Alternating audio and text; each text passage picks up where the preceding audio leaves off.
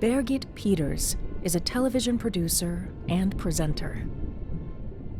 When I started working as a producer-director, I was very lucky to start in the beginning of my 20s, and I was a young female director working in, at that time, a very male-dominated area.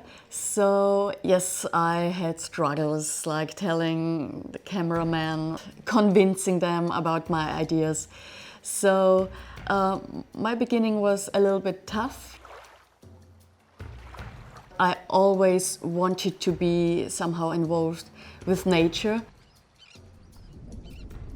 And the moment when I found out I wanted to work with nature as my main profession was after my studies, when I was on a holiday and I was diving and I was observing a great white shark, and it was not very far away from me. I was waiting in the kelp forest, and when this fascinating creature passed me, it was so breathtaking, and I thought, I want more of this. I want to dedicate my life to nature.